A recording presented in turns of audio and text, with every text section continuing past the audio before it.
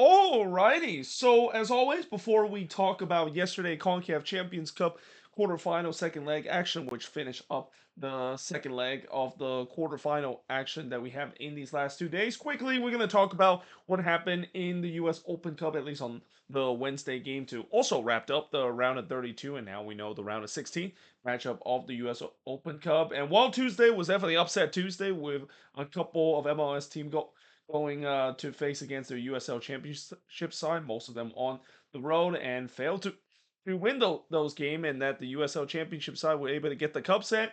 It wasn't so much on Wednesday, although there was one notable cup set that we saw, and it was one Knoxville, a team that I believe last year they won the USL League One championship. I might be wrong. Correct me if I'm wrong in the comment section below. But yeah, they went to DC United going on the row, and despite the fact that they were down a couple of times in that game, including in extra time, they somehow fought back and won it in a PK shootout. So that definitely was a huge upset. I mean, I know DC has not had a good start to the season, and this has kind of become a bit of a theme where we're starting to see a lot of these bad teams in MLS, and they're hoping that maybe the US Open Cup is a way for them to salvage their season, and no, it has not been the case. These bad team has been getting upset left, right, and center, and that's kind of the case with DC, who, as I said, they got off to a good start to the season, but now it seems like they're going the wrong direction and going to a pretty predictable direction of what many people thought that this team was going to be, which is probably going to be finishing at the bottom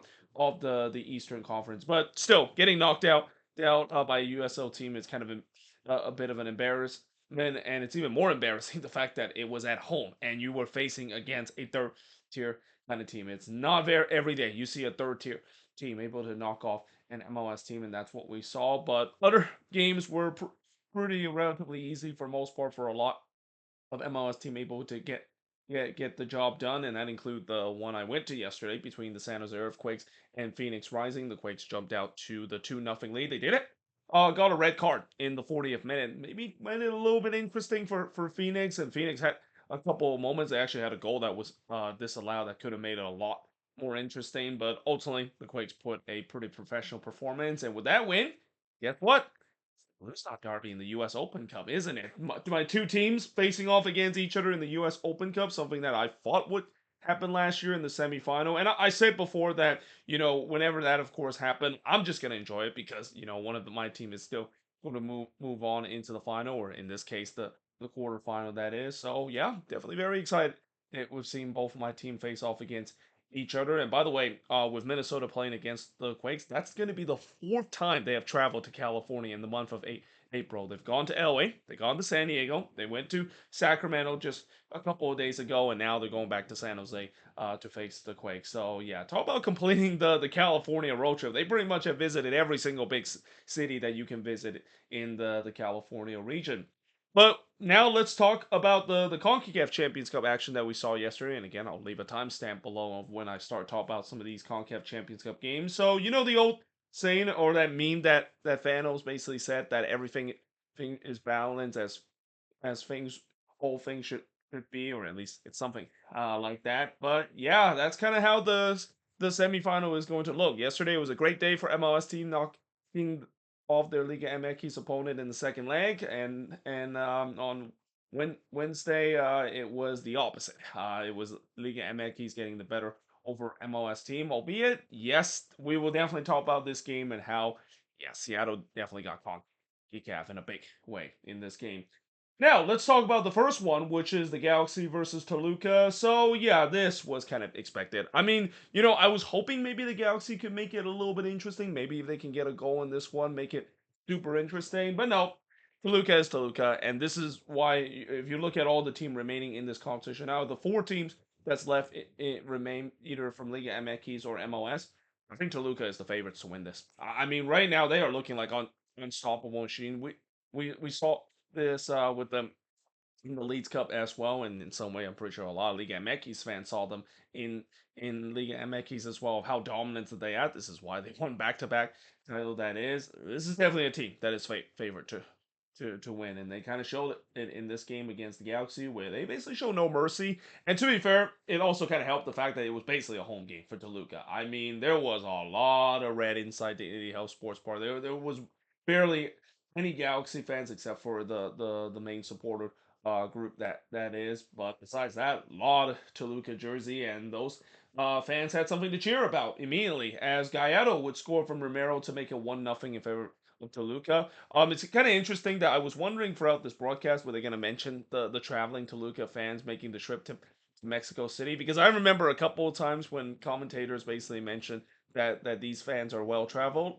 I don't think these commentators kind of realize that those fans that basically are rooting for these Liga MX team are probably not coming from Mexico. They're probably from the U.S. and live there. And knowing the fact that Los Angeles is such a big Mexican population, and it's literally a area where if you're not supporting the Galaxy or LAFC, you're basically supporting a Liga MX team, or maybe your second team is basically a Liga MX team. And yeah, not a big surprise the fact that a lot of Toluca fans make the trip. Most of them probably based in the Southern California area as well. But yeah, like I said, they got something to cheer about with Gallardo scoring for Romero, and I wrote, "Yep, this is done." I already knew that there was no way the Galaxy was going to come back. They would have need what 3 or 4 goals to come back. That's not happening when you're facing against Toluca. Castro then looked for another, but he hits it right to Marcinkowski. The Galaxy, they started to take control of the game a bit, but that just kind of feels like it plays right into the wheelhouse of Toluca. Toluca is just such a dangerous team on transition, and with the way that the Galaxy have had their issue with dealing with transitional attack, yeah, this feels like it's just played right into Toluca's hand. Tommy would hits one right to Garcia, as that was the Galaxy first shot before Helinho puts it wide from close. Angulo would look like he scored the second goal for Toluca, but the goal was disallowed for offside before Marcinkowski denied Helinho from close, and I thought the Galaxy would be lucky. This is still 1-0. I mean, Toluca, they were showing no mercy, even though this two-legged affair seems like it's way out reach. It just doesn't feel like they're gonna stop. They're gonna send a message to pretty much the rest of the competition that yeah, this is a team to be feared, and this is definitely the favorites to win this year's competition.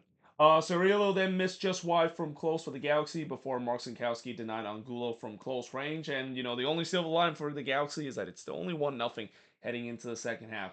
In the second half, there was a shout for a penalty for the Galaxy not given. Barbosa would then miss wide from close in the 53rd minute, but then in the 58th minute, Paulinho would score. I mean, he is just feasting on the Galaxy in these two-legged affairs. Scored a hat trick in the last game and scored another brace in this one, with the first of his brace scoring from Helinho to make it 2-0 in favor of Toluca. Helinho then looked for another, but he missed wide there. The Galaxy definitely waving the white flag. I mean, I'm pretty sure right now Greg Vanny is already thinking about what's going to happen over the weekend, because this game was done a long time ago. But Toluca, this doesn't seem like they're obliged to the Galaxy waving the white flag, because in the 64th minute they would make it 3-0 and 7-2 in the aggregate score, as Paulinho would score again from Castro to make it 3-0 in favor of Toluca. Came off of a lightning counterattack as well, and as I mentioned, that pretty much has caused a lot of problem for the Galaxy throughout these two-legged affair. Peck then looked to answer, but he missed one in the 74th minute before he hits one right to Garcia in the 85th minute, as the Galaxy just trying to give the small percentage of Galaxy fans that were clearly outdrawn in this one something to cheer about. Toluca seems like they finally kind of showed a little bit mercy, maybe let the foot off the gas, and in the end they didn't even play stoppage time. I mean, this game got so out of hand, the fact that the referee, they did the Galaxy a little bit of a service and basically just say, yeah, let's just blow the full-time whistle. So as soon as we hit 90 minutes, pretty much a mercy whistle for the Galaxy, as yeah, the Galaxy, they bow out of the CONCACAF Champions Cup the way that I thought they were going to against this Toluca team. Getting thrashed in this one, not only in the aggregate score but also in the second leg. The shots in this one, it was actually not that far apart. 12 shots with 11 that Toluca has. 5 shots on goal with 4 that the Galaxy had. Both teams had 3 shots off target. 4 shots was blocked with 3 that Toluca has. And possession-wise, 56% possession compared to 44% possession that Toluca has in this one. There was no doubt that Toluca were by far the more clinical side. And like I said, this is going to be tough for an MLS team to stop this team. I mean, I know some people might say LAFC might have a chance because LAFC have their own firepower as well. You got to remember, the first leg, they're not going to have Denis Bouanga, and I believe the first leg is going to be at BMO's Stadium, and then the second leg is going to be down in Toluca as well. So, yeah, that is definitely a daunting task. That's not going to give LAFC a lot of advantage, especially, in the crucial home leg that they have. I have to be miss out of one of their most important piece on the attacking end. And there's no doubt that Not only that should be a heck of a series, wouldn't be surprised. It might be similar to what we saw when Toluca played against San Diego, where there was just goals left, right, and center because that's what Toluca games are all about. It's all about crazy goals, and in some way kind of look a little similar to what we saw the Galaxy in 24 when they won that MLS Cup, a team that it's all vibes on the attack. It's all about the attack. We don't care about defense. If we give up goals, so be it, because we just have probably some of the most dangerous weapon on the attack. And so, yeah, that should be very interesting to see how AFC, of course, tackle to Toluca. You might even say that LAFC might be the slight underdog coming into that one because, like I said, Toluca, they're just so good right now. They showed it against San Diego, and then in this game against the Galaxy, it was pretty much light work for them in the second leg. Now, let's get into the second game, which is Seattle versus Tigres. And I would like to say that, first of all, I definitely feel like either next year or the year after this, or somewhere in the near future, they got to get rid of the away goal rule. There's a reason why the UEFA Champions League no longer has the away goal rule, and there's a reason why for a long time UEFA got rid of that because it's such an outdated kind of thing, and also it just feels absolutely unfair to punish a team after giving up an away goal. Because if there was no away goal rule in this play, we probably would still be playing right now, or at least near the end of this game. This game would have gone to extra time, and who knows how that's gonna work out. Maybe Seattle might actually pull it off because they had all the momentum in that game late in this one against Tigres. And let's also don't forget that it feels like Seattle got CONCACAF multiple times, including what happened in the second half with stoppage time, which, yeah.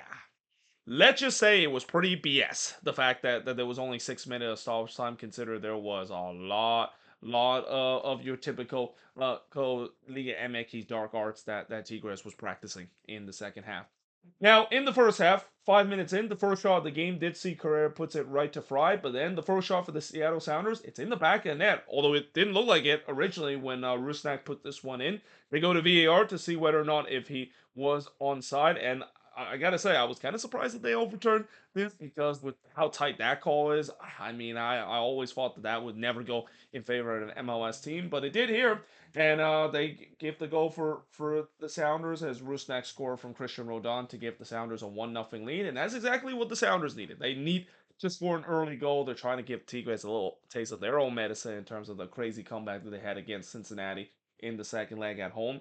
Bernetta did look to answer, but he hits it right to Fry before Rothrock missed wide from close in the 25th minute. But then the 31st minute, this is what Seattle just cannot afford to do. They can't give up an away goal, especially they didn't get one in the first leg, and they gave up here with Joaquim scoring from Correa to tie the game up at one apiece, and it was not great set piece defending from the Sounders. Set piece defending has been a problem for the Sounders in these two-legged affair, and it comes back to bite them again. And now it just feels like this might be it for the Sounders because now they need 3 goals to be able to move on into the next round. Linus would then puts it high from long range before Morris trying to backheel one that hits right to Guzman. Fiera would then puts it way wide after Guzman actually didn't quite get to this one after the free kick was coming in. Though I thought it was a good response for the Sounders. Again, for the Sounders, I know that goal that they gave up, that away goal, they could easily feel sorry for themselves and feels like they're it's out of reach, but they're still fighting hard, trying to kickstart this miraculous comeback in this game. The post would then deny Rothrock in the 44th minute, and it actually hits off of Guzman's face while that ball was hit off the post and off of Guzman's face as well. That's when the Sounders are maybe thinking that, yeah, this is not going to be our night. If that, of course, happens. But nevertheless, the game was tied up at one apiece heading into the second half, and in the second half, the Seattle Sounders did exactly what they need to do to really kick off this miraculous comeback, which is score early. As 3 minutes into the second half, Muswowski would score for Morris to make it 2-1 in favor of the Sounders. And I mean, wrote, here we go. This is where the Sounders have some life. This is exactly what they needed, and they're trying to do something that Tigres did to Cincinnati and Al Volcan in the last round in the CONCACAF Champions Cup. Cozy Renzi then puts it wide after he scuffs that shot. Yeah, that is one that Cozy Renzi would want to have back. He got himself in a good area, just could not quite connect the shot.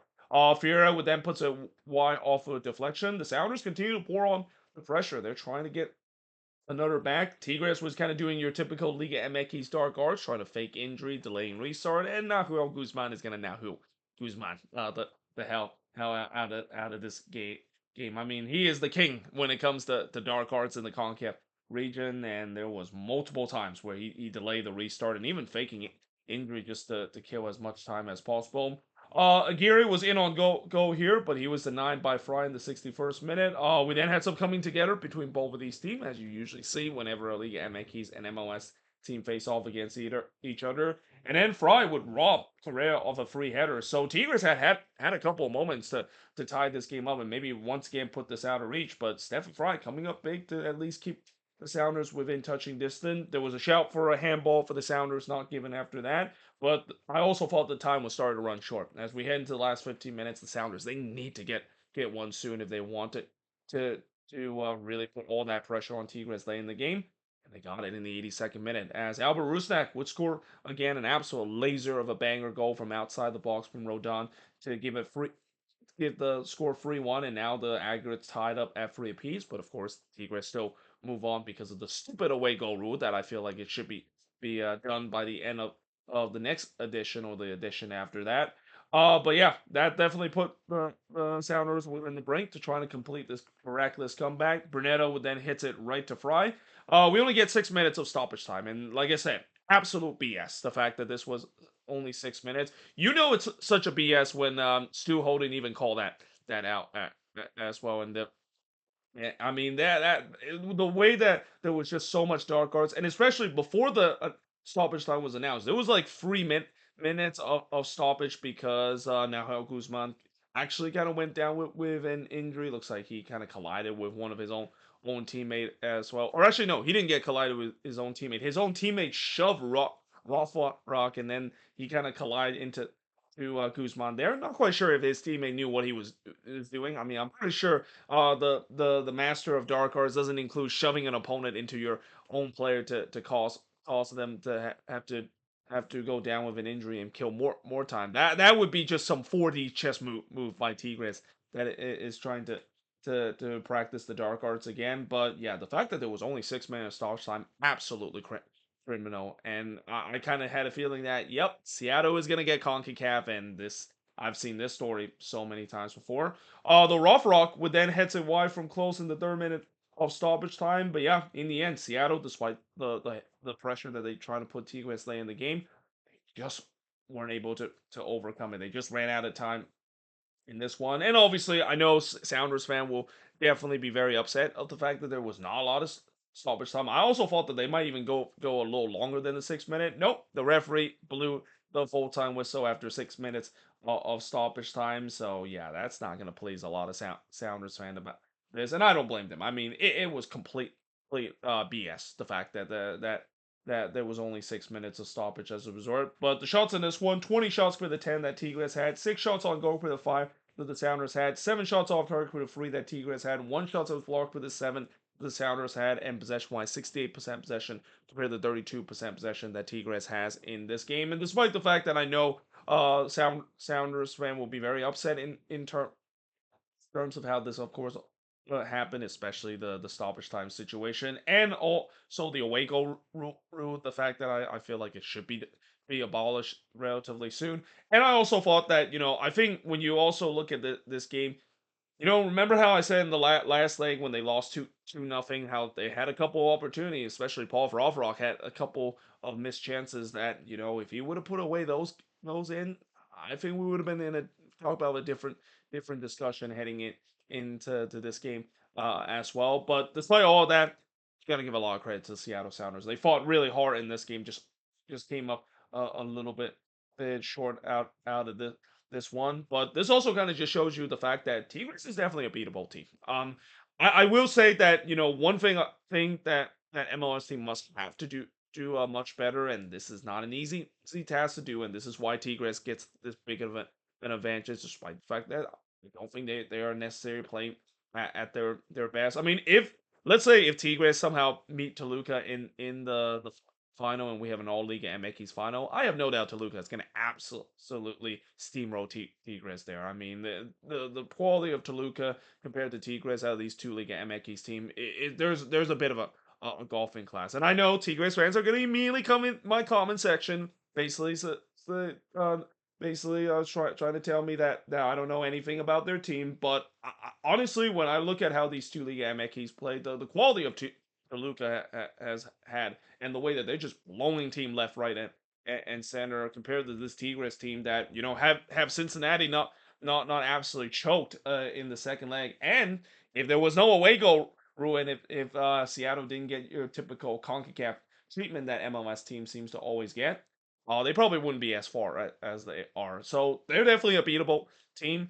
But it's all about whether or not if you can get the resort in Alvocon, and it's not easy whatsoever. This is why for Nashville when they face against Tigres, which I think the second leg is going to be in Alvocon. The thing I will say about Nashville, as magical as this run is, they have to win that first leg. They absolutely need to win their first leg and not put themselves to have to win on the road. Because while it's great that Nashville, of course, did it against Club America down in the Azteca, becoming the first team to do so, you got to also remember this is not the best Club America team we've seen in recent memory. Probably one of the worst Club America team we've seen in recent memory, and you just can't afford to always put yourself behind the eight ball like that. So for Nashville, it's going to be very important for them. That I do think that they definitely have enough to beat Tigres, but it still all depends on that home game. They have to win that home game, or at least get themselves a good cushion heading down to Alvocon, because, as I said, Alvocon is the most intimidating place for any MLS team to have to play, and there's no doubt why we've seen in recent memories that every single team, when they go down to Alvocon to face against a Tigres team, whether they're good or not, they falter because of the atmosphere. But there we have it. That is pretty much it for the review of both of these games. As always, let me know in the comments below what do you think of this review, and also my quick recap that I did with the US Open Cup. Until then, hope you guys enjoyed this video, and I will see you guys next time.